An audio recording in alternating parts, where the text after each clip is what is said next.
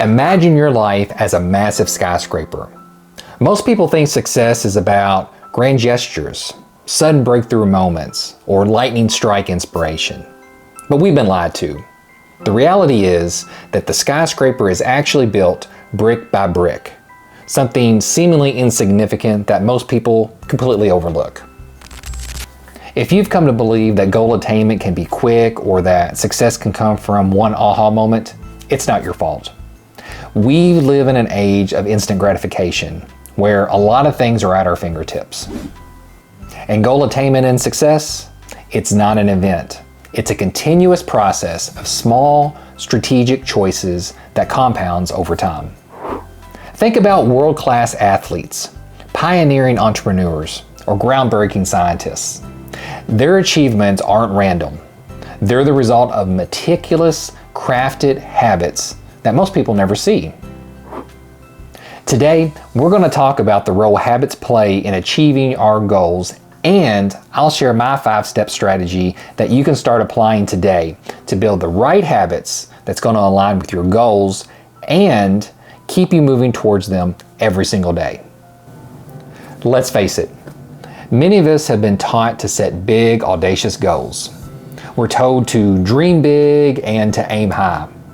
Now, while this approach can be motivating, it often leads to disappointment and frustration. Here's why.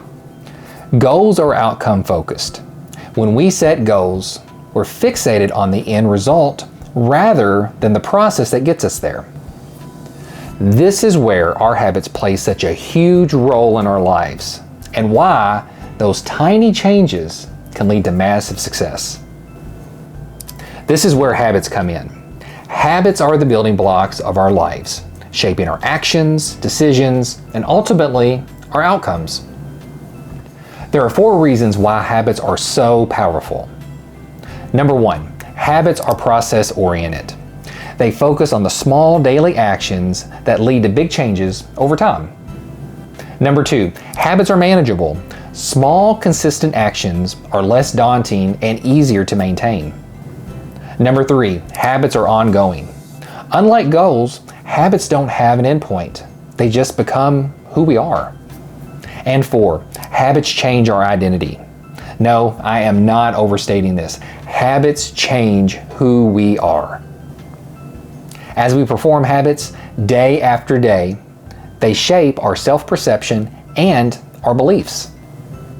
John Dryden said it best when he said, "We first make our habits, and then our habits make us." And here's a secret many people don't know. You are much more likely to achieve success when you use habits to break down huge goals into small, manageable actions. Habits are what makes success inevitable. And without them, you're going to rely too much on willpower, and spoiler alert, willpower will run out.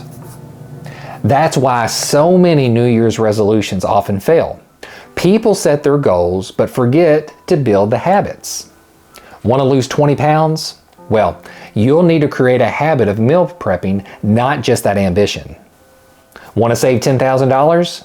Well, you're going to need the habit of tracking your expenses and sticking to a budget.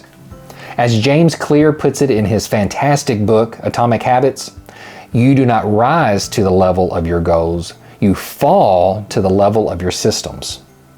And if your systems, aka habits, are not strong enough or clearly defined, your goal is much more likely to fail. Maybe your question is, how do I set up a system? Or maybe a more important question to ask yourself is, how to change a bad habit? Understanding this step is crucial to your success. And thanks to Charles Duhigg in his book, The Power of Habit, this is called the habit loop. And it's made up of 3 parts.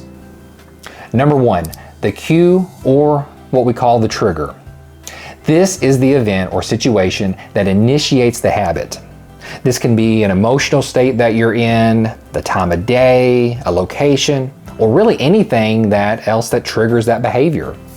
Number 2, the routine, or the behavior that immediately follows the cue. This is the habit itself. And the third part of the habit loop is the reward. This is the good stuff we receive that also reinforces the habit, and this makes it so dang hard to break that habit. Let me share a personal story. For years, I was a notorious late night eater. And I don't just mean I would go eat late at night. I would actually get out of bed from a dead sleep, go to the kitchen, and devour anything that was in my kitchen pantry. When I'd wake up the next morning, I would feel so ashamed of my behavior. And no matter what I would tell myself, how much I hated myself for what I was doing, nothing worked. In fact, the more I focused on my negative feelings, the more depressed and miserable I became. One day I read the book, The Power of Habit, and I used the habit loop to help get to the root of why I was getting up in the middle of the night to eat. I'll use the habit loop to diagnose what was going on. You know part of my trigger already. I had to be asleep at night and I was in a very relaxed emotional state. So what was my behavior?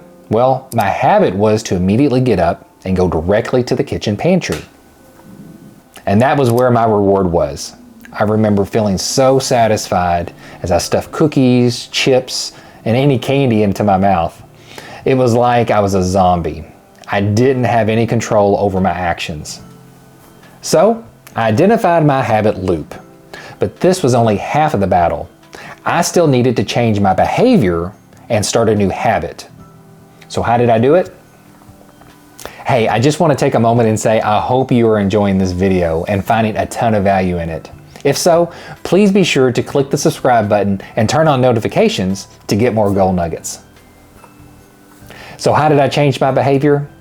I applied the following 5 simple strategies, and believe me, these 5 strategies changed my life forever. Number 1, I changed my behavior. Remember my behavior was to get up and go to the kitchen pantry?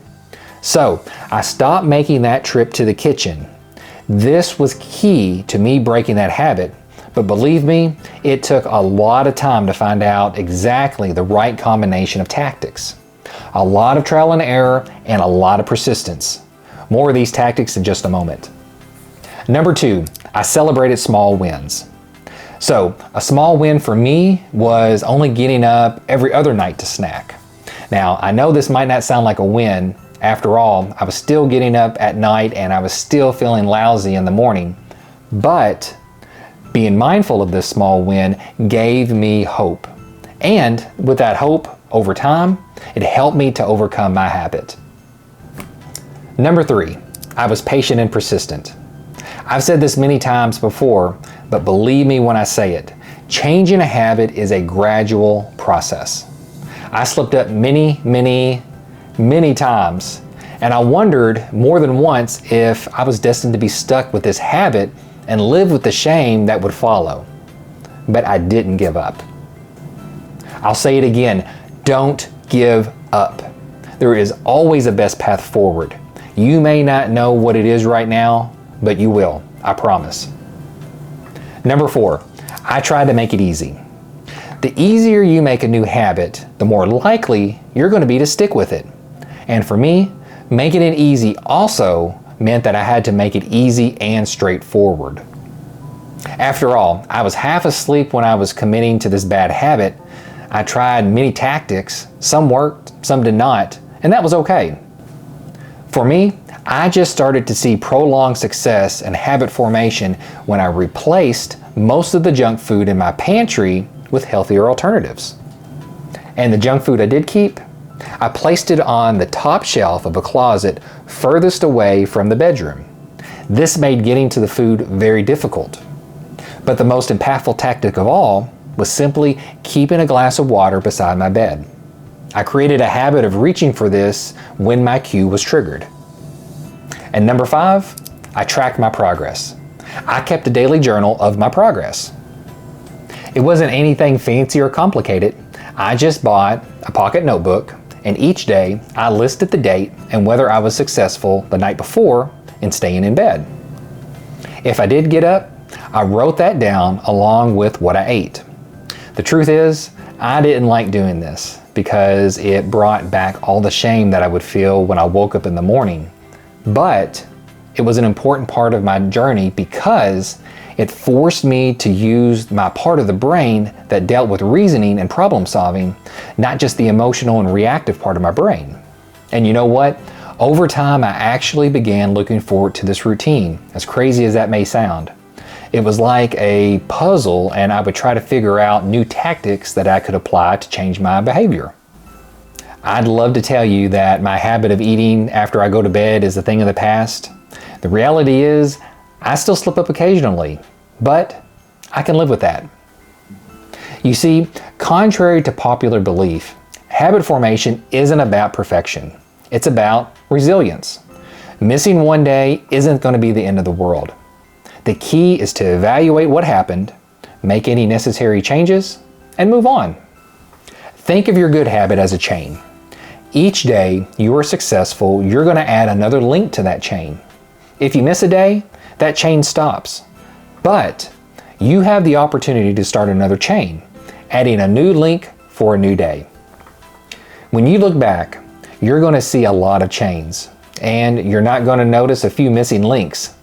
I look back on my journey, and I'm so grateful for all of the tools I used to get where I am today. And you will too. Below, I've created a free guide to get you started on your habit journey. I believe in you, and I know you can do it. And remember, there's always a best path forward. Have the courage to discover your path, and you're going to be rewarded. And if you know someone who needs to hear this message today, please share it with them. And don't forget to subscribe to Gold Nuggets for more strategies to help you level up.